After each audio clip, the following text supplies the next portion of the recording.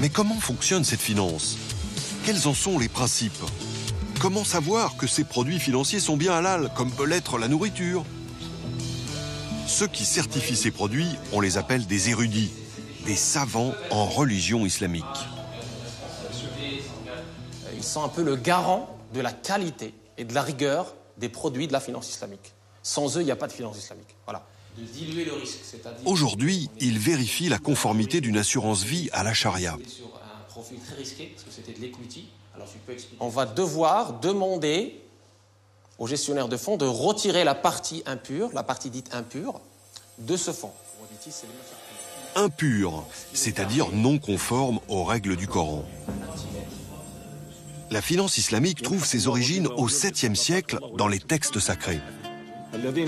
Dieu réduira à néant le profit usuraire et fera fructifier le mérite des aumônes. Dieu n'aime pas tout impie endurci et tout pécheur. Cette chose-là, elle est très métaphorique dans le Coran et on la voit aujourd'hui dans la vie de tous les jours. Qu'est-ce qui fait que des économies aussi fortes, comme les économies américaines, occidentales, etc., ces grandes usines qui font des grands bénéfices, c'est-à-dire ils licencient par milliers leurs travailleurs. Ils ne comprennent pas comment ils sont mis à la porte. Tout simplement, ce n'est pas de leur faute, c'est de la faute de ces grands marchés boursiers qui sont devenus fous. La spéculation financière est donc interdite. C'est l'un des 5 principes de la finance islamique. Les autres, interdiction de l'usure bien sûr, mais aussi interdiction d'investir dans certains secteurs. Le porc, les jeux de hasard, le tabac, l'alcool, la pornographie ou les armes.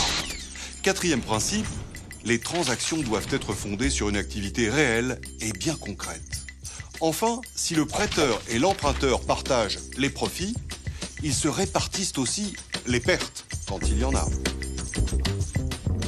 C'est une finance responsable, c'est-à-dire elle investit, c'est-à-dire elle reste toujours, elle garde toujours en observation que l'argent reste toujours un moyen et pas une finalité. Alors tu peux expliquer ce que c'est que le... Quand les produits financiers respectent bien ces règles, ces érudits donnent un certificat, une sorte de label halal.